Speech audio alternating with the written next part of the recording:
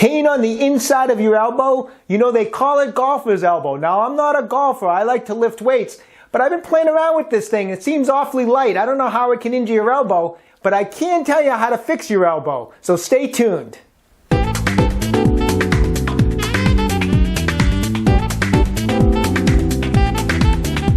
Dr. Joe DeMarco, chiropractor and owner of OcraMed Health. And as I just mentioned, I'm not a golfer. You know, in my spare time, I'd rather be in the squat rack than swinging this crazy thing. Whoops.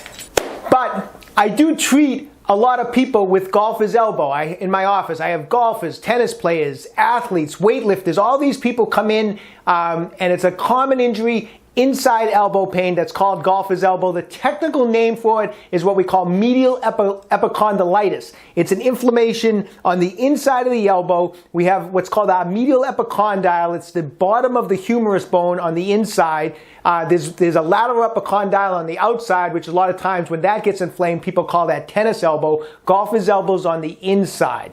So I treat a lot of this. It's a common athletic injury. So I'm going to go over today a couple of the causes of this type of a problem, and then I'm going to show you how we're going to fix it. So first off, what's causing this problem? Well, on the inside of the elbow here, on the medial epicondyle, we actually have 5 different muscles coming off of the medial epicondyle, and there's also a small ligament in there called the ulnar collateral ligament. And so along with that ligament, there's 5 muscles coming off, and these muscles are, 4 of the 5 are involved with flexion of the wrist and fingers, and 1 is a pronator of the forearm. So these are muscles that actually flex, they get overused. We're always gripping and flexing the forearm muscles. So these muscles get a lot of wear and tear, especially if you're an athlete. You know, whether you're gripping a golf club, you're gripping a tennis racket, you're gripping a barbell, these muscles build up a lot of fascial adhesions.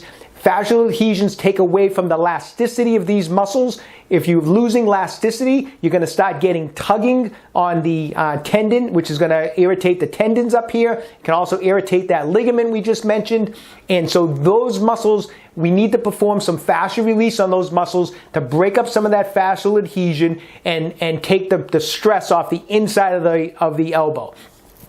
Okay, second, as in any joint or any parts of the body, there's a lot of what we call agonist-antagonist muscles. So it's opposing muscle groups. You know, we have our quadriceps and our hamstrings. We have our biceps and our triceps. Well, in the forearm, we have our forearm flexors, and we have our forearm, our wrist and finger extensors. And these muscles have to be kept in balance. Picture an athlete that has super huge quadricep muscles and little tiny weak hamstrings. They're just a moment away from a knee injury because the muscles are out of balance. And the forearms is a perfect example of muscles that are usually out of balance. And the reason being is the flexor muscles get used all the time. They get beat up all the time. We're constantly flexing. And the extensor muscles that extend the wrist and extend back the fingers, when do they ever get worked? I mean, who's doing this? I don't know about you, but I certainly am not. You know, they're not getting worked. So unless we specifically target exercises for the extensor muscles that bring the wrist back and bring the fingers back, unless we specifically do these exercises, the extensor muscles generally on most people are weak. So what are we going to do today? I'm going to go over how to do some fascial release work on these flexor muscles and get them loosened up to stop tugging here. And then we're going to go over some exercises on how to strengthen the extensor muscles. Okay, so let's get right to it. Okay, so first off, let's talk about these 5 muscles that come off the medial epicondyle of the inside of the elbow here. Now, as you've seen in previous videos, I oftentimes like to show off my 4th grade art skills, and I'm going to do it again today. I'm going to show you some of these muscles. Now, this isn't an anatomy lesson. I'm not going to draw this all to scale with perfect insertion points. I just want to give you guys a general idea of where these muscles are, and so that when we do some fascial release work, you know what we're dealing with. So, first off, I'm just coming off the medial epicondyle, the one muscle that isn't a flexor, it's the pronator teres, which actually pronates in terms of forearm into pronation. It's coming off that medial epicondyle here, and it comes across to the radius this way. So that's our pronator teres. It actually comes off the medial epicondyle. There's another spot, it comes off the ulnar also, and it comes across to the radius, okay? So that's one muscle coming off that medial epicondyle. Next, we're going to deal with the flexor carpi radialis, which also comes off that medial epicondyle and comes down along the forearm to in this general direction like that. So that's the flexor carpi radialis. Next we have the flexor carpi ulnaris, which is once again off the medial epicondyle and coming more in this general direction along the inside of the forearm here. How am I doing so far? Not too bad, right? Next we're dealing with the palmaris longus, which actually, again, off the medial epicondyle, and it actually comes down between those two muscles, between the flexor carpi radialis and the flexor carpi ulnaris. So it's in between. Sorry, my orange marker isn't working too great, but it's in between the two right there.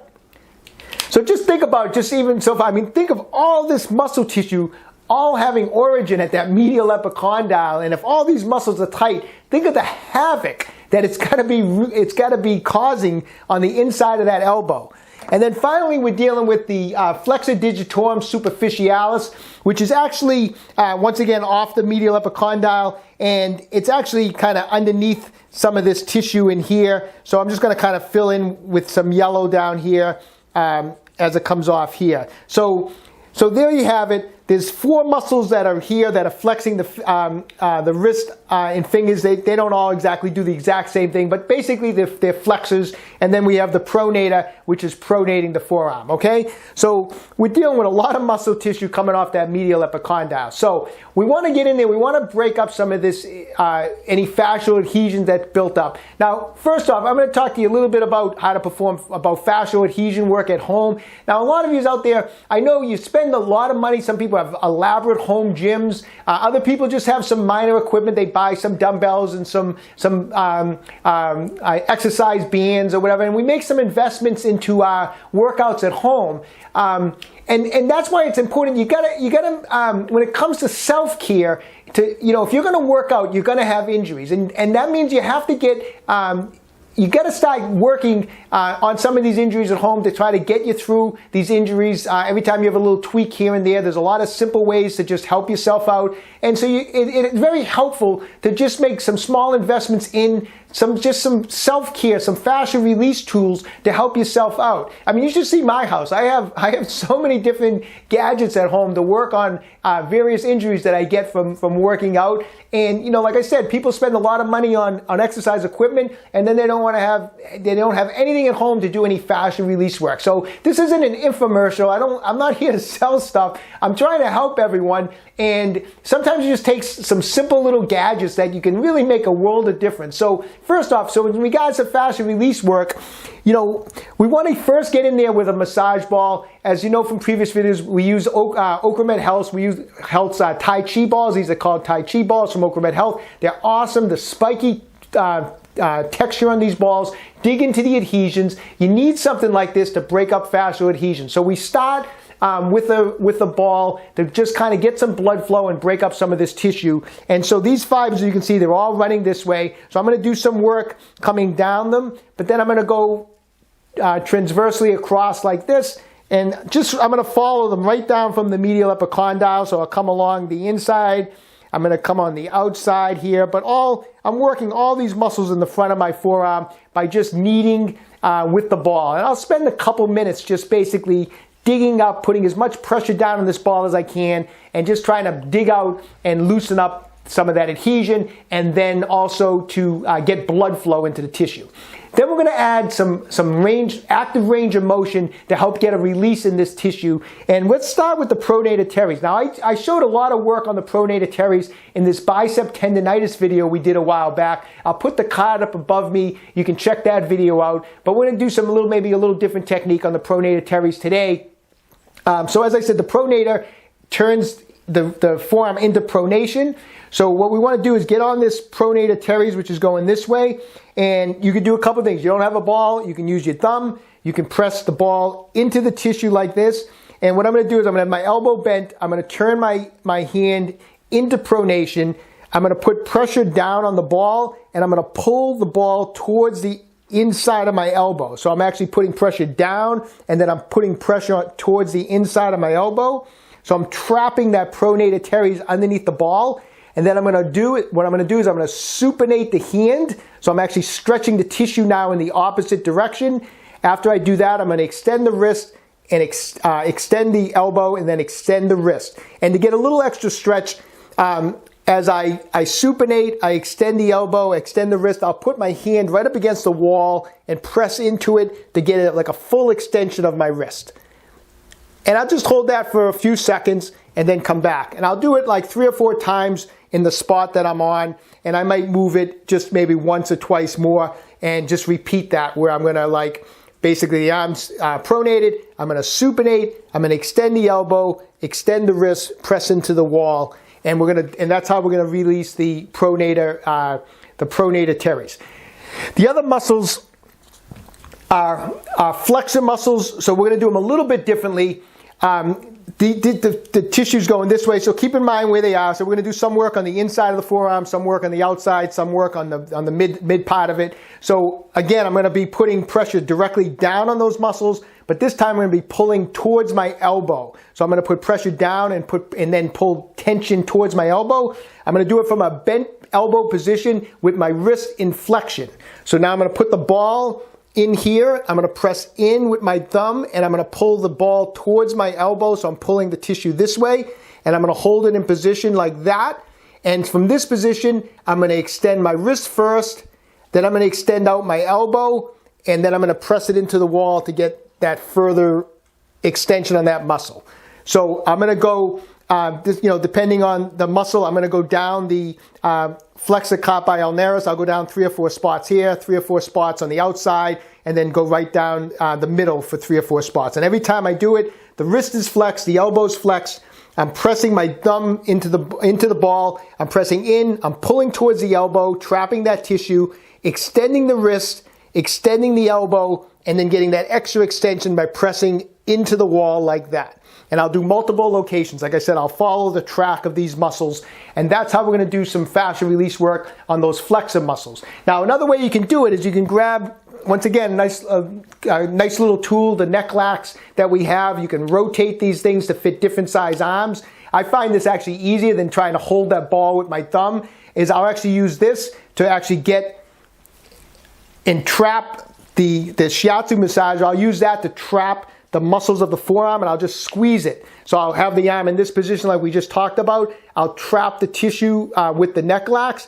I'll extend the wrist out. I'll extend out the elbow, and I'll get against the wall and get that extra extension and hold that for a few seconds. And I'll do that on every spot I clamp down on. I'll do it, say, 3 times, and then I'll move it down a little bit to another spot. I'll clamp from this position. So you can use the ball. You can also use this little gadget. It's all stuff that's just a great way to perform some of this fascia release work at home, okay? So that's what we're doing first. We're releasing the pronator teres. We're releasing these other flexor muscles.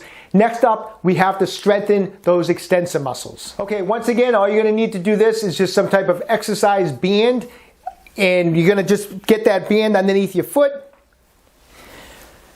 You're going to rest your forearm on your leg with your wrist hanging over your knee so that you can let the tension from the band pull the wrist down like this. And from this position, what we're going to do is we're going to bring the wrist into extension.